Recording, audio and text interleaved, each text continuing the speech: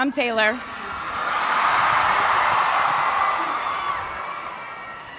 Last time I was in a stadium this size, I was dancing in heels and wearing a glittery leotard. This outfit is much more comfortable. I would like to say a huge thank you to NYU's Chairman of the Board of Trustees, Bill Berkeley, and all the trustees and members of the board, NYU's President Andrew Hamilton, Provost Catherine Fleming, and the faculty and alumni here today who have made this day possible. I feel so proud to share this day with my fellow honorees, Susan Hockfield and Felix Matos Rodriguez, who humble me with the ways they improve our world with their work.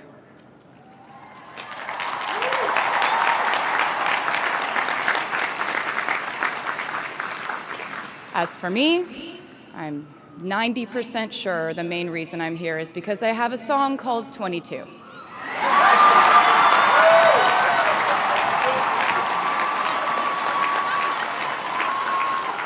And let me just say, I am elated to be here with you today as we celebrate and graduate New York University's class of 2022.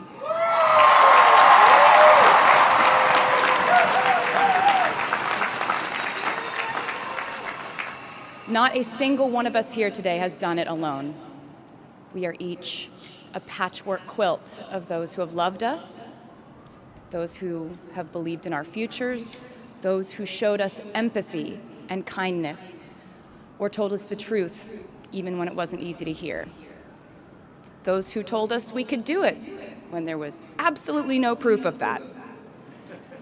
Someone read stories to you and taught you to dream and offered up some moral code of right and wrong for you to try and live by.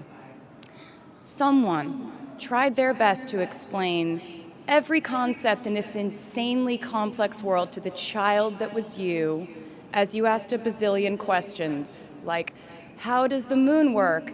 And why can we eat salad but not grass? And maybe they didn't do it perfectly. No one ever can. Maybe they aren't with us anymore. In that case, I hope you'll remember them today. If they are in this stadium, I hope you'll find your own way to express your gratitude for all the steps and missteps that have led us to this common destination.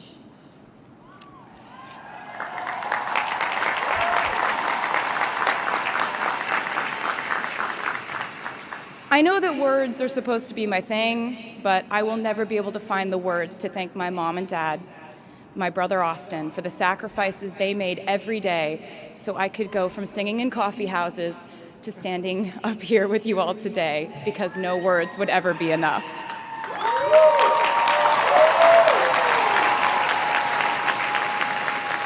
To all the incredible parents, family members, mentors, teachers, allies, friends, and loved ones here today who have supported these students in their pursuit of educational enrichment, let me say to you now, welcome to New York.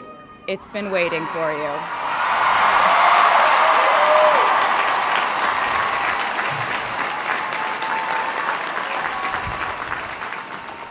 I'd like to thank NYU for making me, technically, on paper at least, a doctor.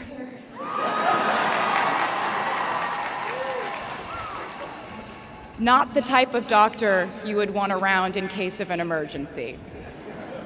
Unless your specific emergency was that you desperately needed to hear a song with a catchy hook and an intensely cathartic bridge section.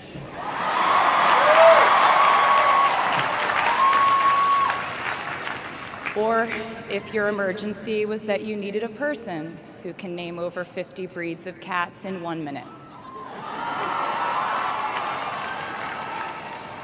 I never got to have a normal college experience per se. I went to public high school until 10th grade, and then finished my education doing homeschool work on the floors of airport terminals. Then I went out on the road for radio tour, which sounds incredibly glamorous, but in reality, it consisted of a rental car, motels, and my mom and I pretending to have loud mother-daughter fights with each other during boarding so no one would want the empty seat between us on Southwest. As a kid, I always thought I would go away to college, imagining the posters I would hang on the wall of my freshman dorm. I even set the ending of my music video from my song Love Story at my fantasy imaginary college, where I meet a male model reading a book on the grass, and with one single glance, we realized we had been in love in our past lives. Which is exactly what you guys all experienced at some point in the last 4 years, right?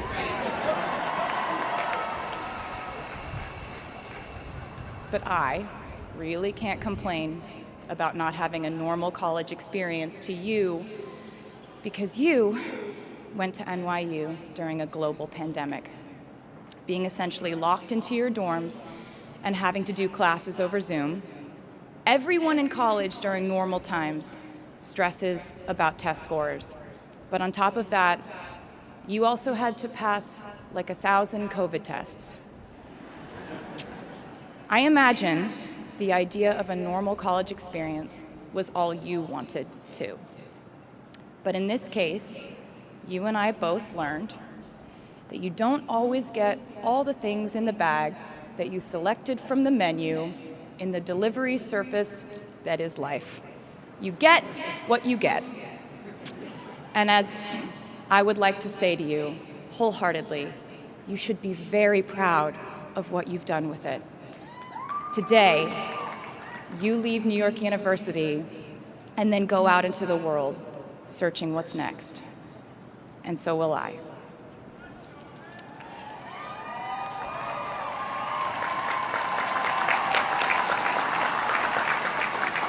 So as a rule, I try not to give anyone unsolicited advice unless they ask for it. I'll go into this more later. I guess I have been officially solicited in this situation to impart whatever wisdom I might have to tell you things that have helped me so far in my life. Please bear in mind that I in no way feel qualified to tell you what to do. You've worked and struggled and sacrificed and studied and dreamed your way here today. And so you know what you're doing. You'll do things differently than I did them, and for different reasons. So I won't tell you what to do, because no one likes that. I will, however, give you some life hacks I wish I knew when I was starting out my dreams of a career and navigating life, love, pressure, choices, shame, hope, and friendship. The first of which is, life can be heavy, especially if you try to carry it all at once. Part of growing up and moving into new chapters of your life is about catch and release. What I mean by that is knowing what things to keep and what things to release. You can't carry all things, all grudges, all updates on your ex, all enviable promotions your school bully got at the hedge fund his uncle started. Decide what is yours to hold and let the rest go. Oftentimes, the good things in your life are lighter anyway, so there's more room for them. One toxic relationship can outweigh so many wonderful, simple joys. You get to pick what your life has time and room for. Be discerning. Secondly, learn to live alongside cringe. No matter how hard you try to avoid being cringe, you will look back on your life and cringe retrospectively.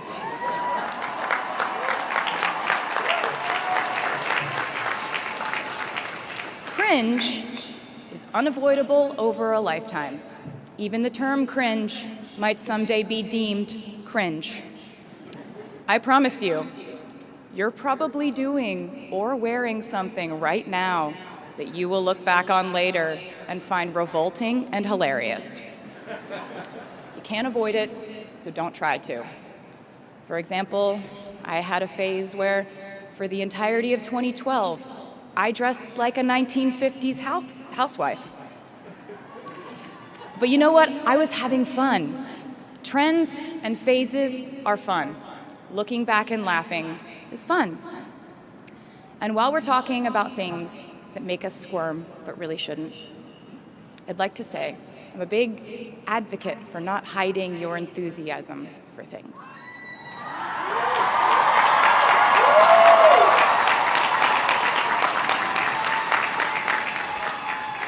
It seems to me that there is a false stigma around eagerness in our culture of unbothered ambivalence.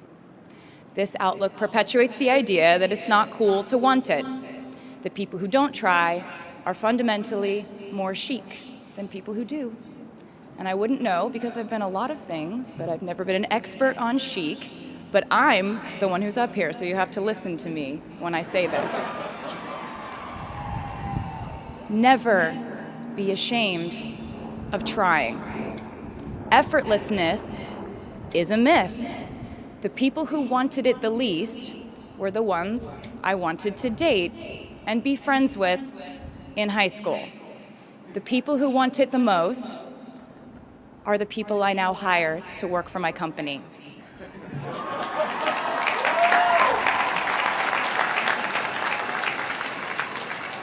I started writing songs when I was 12, and since then, it's been the compass guiding my life, and in turn, my life guided my writing.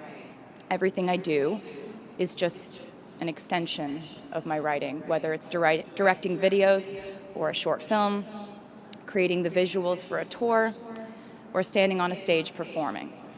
Everything is connected by my love of the craft, the thrill of working through ideas and narrowing them down and polishing it all up in the end, editing, waking up in the middle of the night, throwing out the old idea because you just thought of a newer, better one, or a plot device that ties the whole thing together.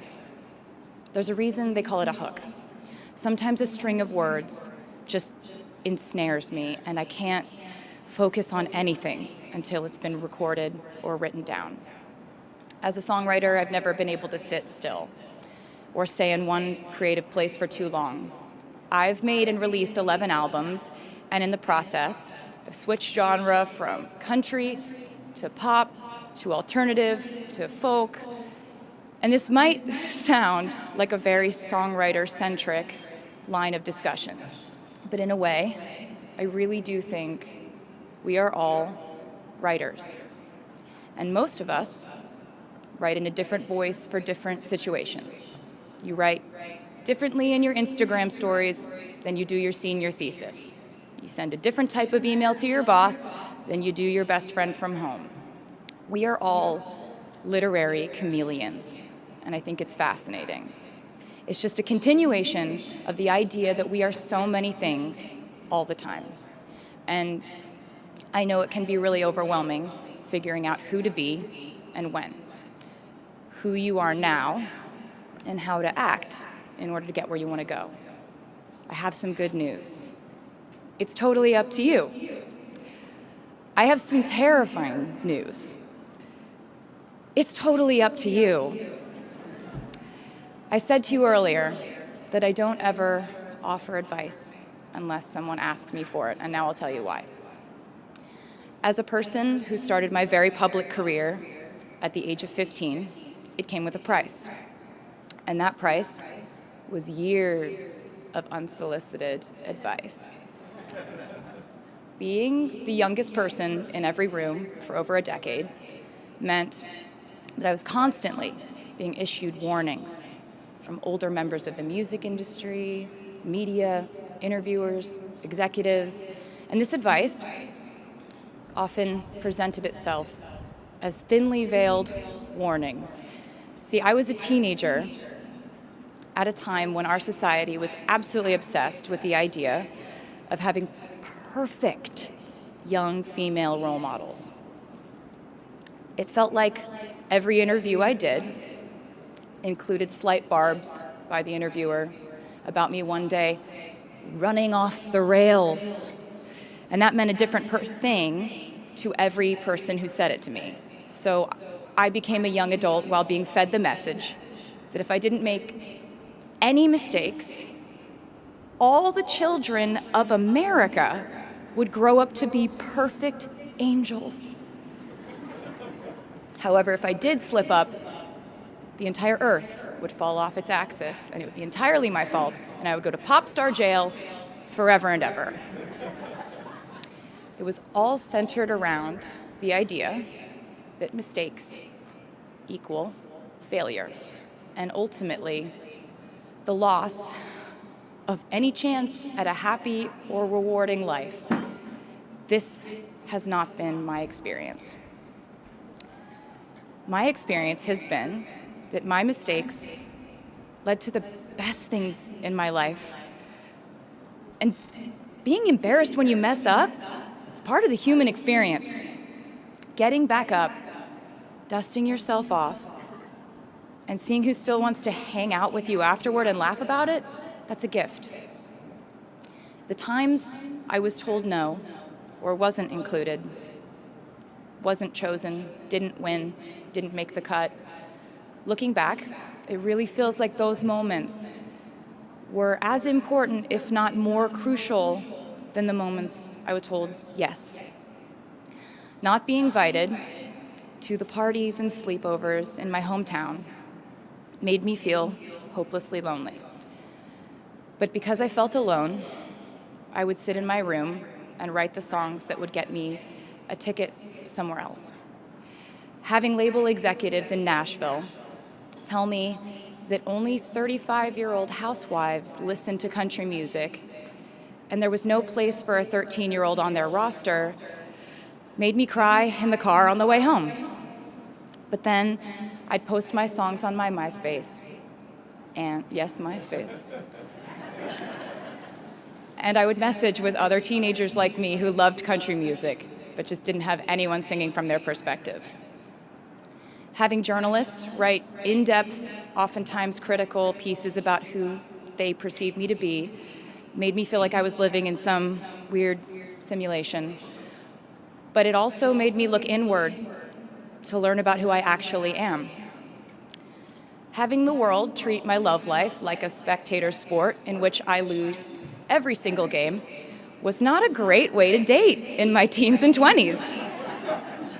But it taught me to protect my private life fiercely. Being publicly humiliated over and over again at a young age was excruciatingly painful, but it forced me to devalue the ridiculous notion of minute-by-minute, ever-fluctuating social relevance and likability.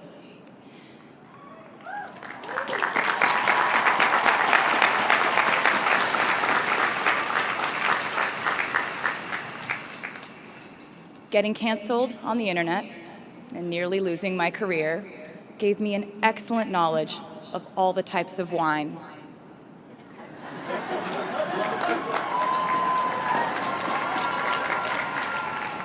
I know I sound like a consummate optimist, but I'm really not.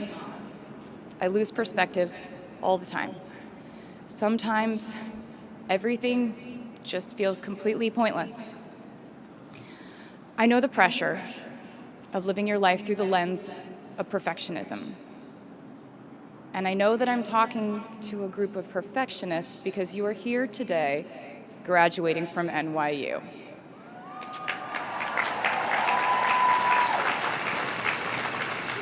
So this might be hard for you to hear.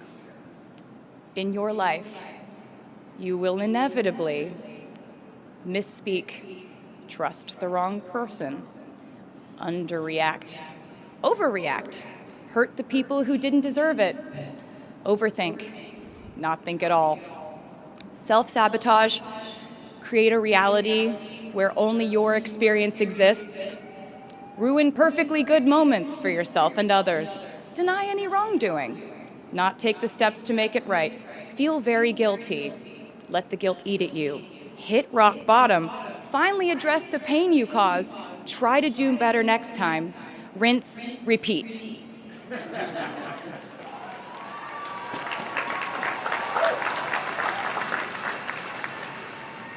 And I'm not gonna lie. These mistakes will cause you to lose things. I'm trying to tell you that losing things doesn't just mean losing.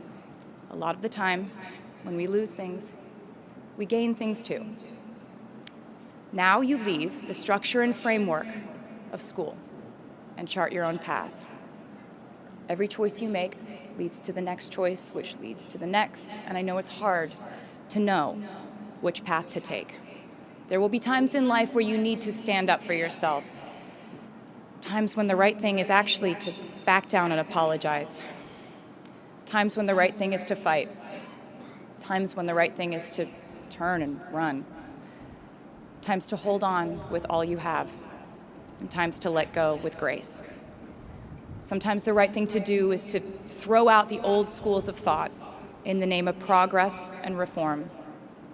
Sometimes the right thing to do is to sit and listen to the wisdom of those who have come before us. How will you know what the right choice is in these crucial moments? You won't. How do I give advice to this many people about their life choices? I won't. The scary news is you're on your own now. But the cool news is you're on your own now.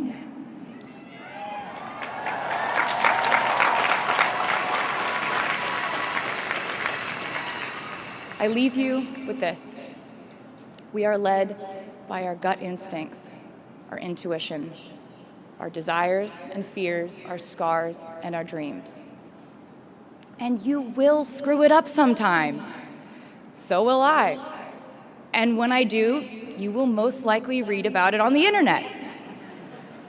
Anyway, hard things will happen to us. We will recover. We will learn from it.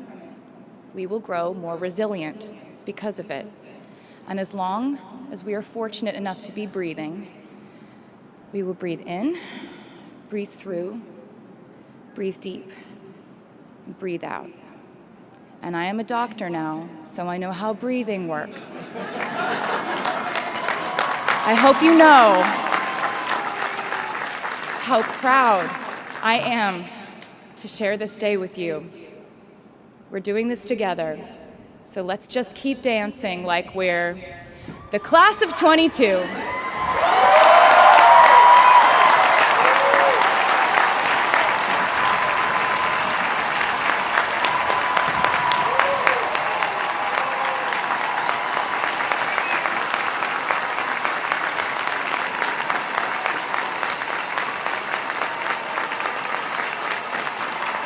Please welcome the Steinhardt Singers with a tribute.